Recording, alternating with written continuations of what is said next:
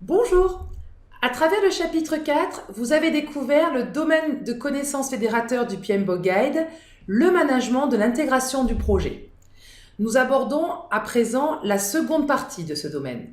En effet, nous avons présenté dans le chapitre précédent 3 des 6 processus. Alors nous allons à présent aborder la seconde partie avec la découverte des 3 autres et derniers processus. Puis, nous finirons par une vue d'ensemble avant de vous proposer le QCM relatif à ce chapitre. Nous abordons à présent le processus 4.4 qui appartient au groupe de processus de surveillance et maîtrise qui consiste à surveiller et maîtriser le travail du projet. L'objectif principal de ce processus est de suivre l'avancement du projet par rapport au plan de management. C'est-à-dire que nous allons suivre, effectuer la revue et la communication de l'avancement du projet par rapport aux objectifs de performance attendus du projet, c'est-à-dire ceux qu'on a définis préalablement dans le plan de management du projet.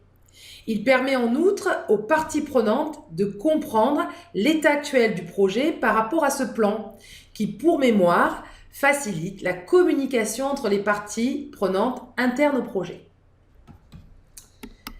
Si l'on observe, comme on a pu le faire pour les autres processus du domaine, le processus du point de vue de ses données d'entrée, données de sortie, ainsi que ses outils et techniques, nous pouvons remarquer que le plan de management du projet se retrouve en données d'entrée de ce processus puisqu'il sert de référence pour la mesure de l'avancement.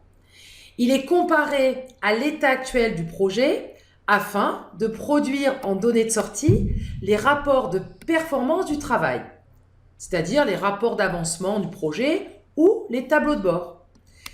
Alors, si des écarts constatés entre la situation actuelle du projet et le plan de management nécessitent des ajustements du projet, alors des demandes de modification pourront être émises afin de recommander la réalisation d'actions correctives ou préventives jugées nécessaires.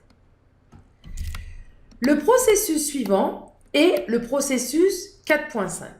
Mettre en œuvre la maîtrise intégrée des modifications qui consiste à examiner toutes les demandes de modification à approuver ou à faire approuver, à gérer les modifications apportées au livrable ou aux documents et plans de projet et à communiquer les décisions aux parties prenantes concernées.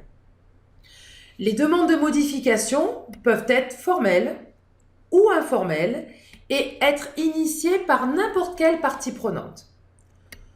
Alors, d'où qu'elles viennent, les demandes de modification doivent être formulées par écrit, analysées pour mesurer l'impact sur le projet par l'équipe projet et ensuite enregistrées. Donc, il s'agira de demandes de modification documentées. Toutes les demandes doivent être approuvées ou rejetées de manière formelle par le commanditaire du projet, le sponsor, ou par le chef de projet lui-même. Seuls les changements documentés et approuvés seront mis en œuvre. Les décisions prises devront être communiquées aux parties prenantes concernées par la demande de modification.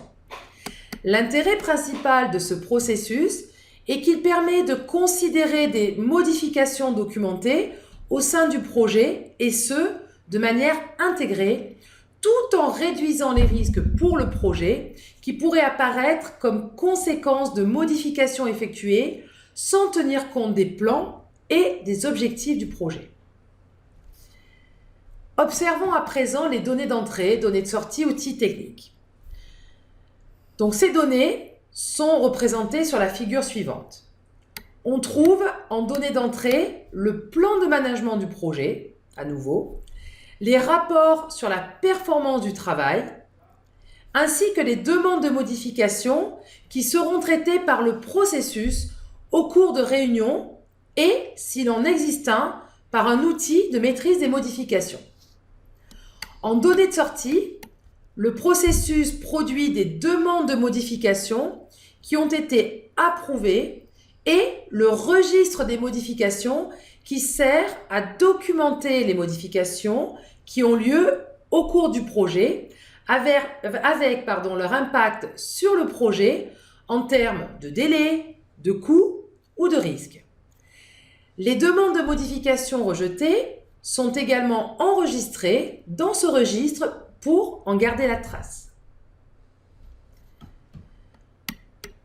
Enfin, dans le processus suivant, qui consiste à clore le projet ou la phase, l'atteinte des objectifs du projet est examinée par le chef de projet qui s'assure que tout le travail du projet est achevé. Ce processus consiste à finaliser toutes les activités pour l'ensemble des groupes de processus afin de clore formellement le projet ou l'une de ses phases. Ce processus va nous permettre également de fournir les leçons apprises ou le retour d'expérience, la conclusion formelle du travail du projet et, à ne pas oublier, le désengagement des ressources pour poursuivre de nouveaux efforts par le passage, c'est-à-dire le transfert, à une autre phase ou à un autre projet. Les principales données d'entrée du processus sont à nouveau le plan de management et les livrables acceptés. Le plan de management sert de référence pour l'acceptation des livrables et sur la base de cette référence, le chef de projet procède de manière exhaustive à la revue de la référence de base du contenu avant de déclarer le projet ou la phase clos. Pour effectuer ceci avec succès, le chef de projet doit impliquer, dans la mesure du possible, toutes les parties prenantes concernées. Pour conclure, nous avons pu découvrir à travers les chapitres 4 et 5 le domaine du management de l'intégration du projet. Nous vous avons présenté les 6 processus du domaine à travers les différents groupes de processus auxquels ils appartiennent. Nous vous rappelons que ce domaine est le domaine intégrateur puisqu'il permet de faire vivre les interactions entre les processus issus des autres domaines de connaissances. Il correspond au management général du projet. Il est également réputé pour être le plus difficile en matière de compréhension. Aussi, nous sommes conscients à la fois de la richesse de ces chapitres 4 et 5, mais à la fois des difficultés que vous avez pu rencontrer quant à leur appropriation. Sachez que cela est normal pour une première découverte. Nous voilà arrivés à la fin de ce chapitre consacré au domaine de connaissance du management de l'intégration du projet. À travers ce chapitre et le précédent, notre objectif était de passer en revue l'ensemble des 6 processus de ce domaine fédérateur, qui correspond au management général du projet. Nous vous invitons à présent à réaliser le QCM du chapitre avec 10 questions, 1 minute 30 par question et 70% de succès attendu. Bonne chance à vous!